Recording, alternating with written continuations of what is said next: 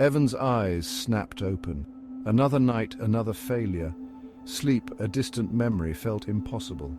His mind raced with anxious thoughts, a chaotic symphony of fear and dread. He tossed and turned, sheets tangled around his legs like ghostly apparitions. The clock ticked with malicious glee, each second a hammer blow to his sanity. He threw off the covers, giving up on rest. His apartment, usually a sanctuary, now felt like a cage. The city outside hummed with a restless energy, a stark contrast to the stillness that had him trapped. He needed to escape, to walk, to outrun the thoughts that clung to him like cobwebs. Evan pulled on a shirt, grabbed his keys and headed out the door. The cool night air hit him like a slap, a jolt to his senses. He didn't have a destination, just a desperate need to move, to feel something other than the suffocating grip of insomnia. The city streets were eerily quiet. Streetlights cast long, distorted shadows, transforming familiar landmarks into menacing figures. Evan walked quickly, hands shoved deep in his pockets. He felt exposed, vulnerable, like a puppet dancing on strings controlled by an unseen force. He passed closed shops, their darkened windows reflecting his own haunted face. A stray cat darted across his path, its eyes glowing like embers in the darkness. Even the city's usual symphony of sirens and distant traffic seemed to have vanished, replaced by an unsettling silence. He felt a chill run down his spine. And it wasn't just the cool night air. Something felt wrong, off-kilter, as if the very fabric of reality was fraying at the edges. He picked up his pace, his heart pounding in his chest like a drum. Rounding a corner, Evan's blood ran cold. There, at the end of the deserted street, stood a figure bathed in the pale glow of a streetlight. It was tall and slender, with the same build and posture as Evan himself. For a moment he thought it was his reflection, a trick of the light. But then the figure moved, and Evan's breath caught in his throat. It was him, or at least a perfect copy, his movements mirrored with chilling accuracy. A shiver ran down Evan's spine. He couldn't explain it, but he knew he had to follow, drawn to the doppelganger like a moth to a flame. He started walking towards the figure, each step filled with a growing sense of dread. Keeping to the shadows, he followed the figure. The streets were so empty that each movement felt amplified, but Evan kept his distance, careful not to be seen. The figure moved with purpose, leading him toward the industrial outskirts of the city, where skeletal warehouses loomed like silent giants.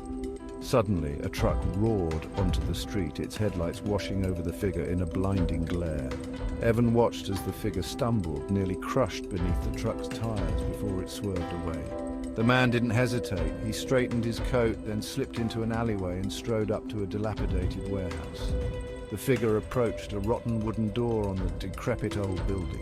He appeared to be breaking in, but why? Evan had to know the truth about this mysterious apparition, even if it destroyed him. Finally, the figure disappeared through creaking old door and into the massive, dilapidated warehouse. Evan's curiosity would have to wait as fear got the better of him.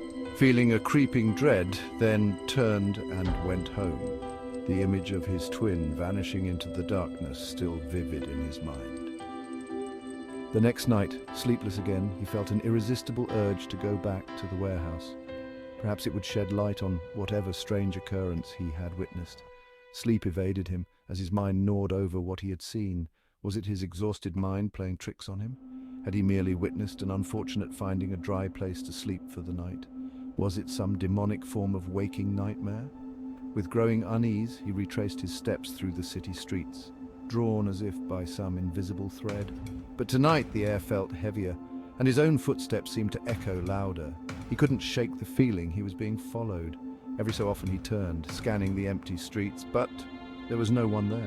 Determined to overcome his fears, to get to bottom of this disturbing feeling eating at him, Evan marched onto the industrial estate to seek answers. Just then, a screech. A lorry thundered out of a side street, narrowly missing Evan. Was this the same place as had happened to the mystery figure the night prior? Must be some form of mystifying coincidence. Finally, he arrived at the warehouse, its dark, yawning entrance gaping like a mouth. The old, rotten door was already loosened and Evan broke his way in, just as his double had the night before. He crept inside, his heart hammering in his chest. The silence was overwhelming, thick and oppressive, settling over him like a suffocating fog. The warehouse was a cavernous space, filled with shadows and the stench of decay. Dust motes danced in the slivers of moonlight that pierced through the grime-covered windows. The air was heavy with silence, broken only by the drip, drip, drip of water from a leaking pipe. Evan moved cautiously, his footsteps echoing in the vast emptiness. Suddenly, Evan's foot hit something soft. Then he saw it. In a dark corner of the warehouse lay a figure, sprawled unnaturally, face turned toward the ground. He looked down, his blood turning to ice. Lying on the dusty floor was a body. The figure's face was hidden, but its limbs were twisted, sprawled as if it had been thrown to the ground in agony. Blood pooled around it, glistening darkly in the faint light filtering through broken windows. The body was an exact replica of him, down to the clothes he was wearing. A sudden noise made him jump. Something moved in the shadows behind him. He was not alone. Had he been followed, or was the killer still here?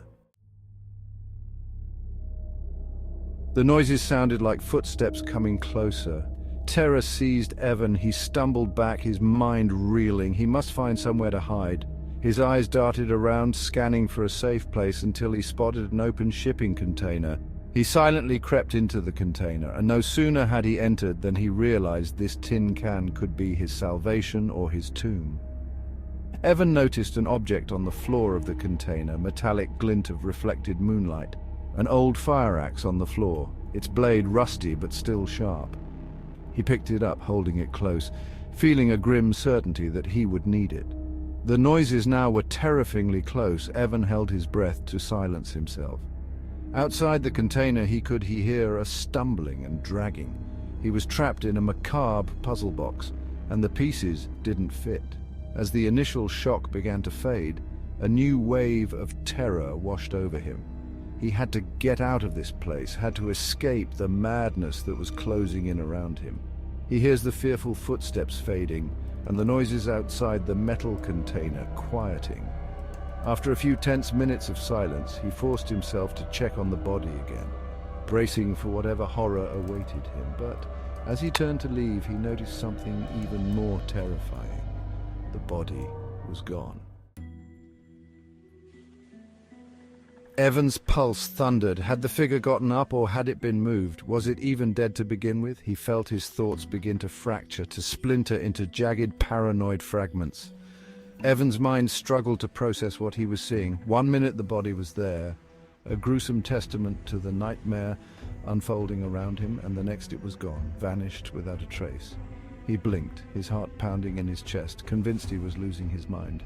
He searched frantically, his eyes scanning every inch of the dusty floor, but the body had disappeared, leaving only the faint outline in the dust where it had lain moments before. He then heard the footsteps returning, closer than before. He glanced at the shipping container, his trusty refuge. He wouldn't make it there in time. The footsteps are too close. Evan looked down at the axe in his hand.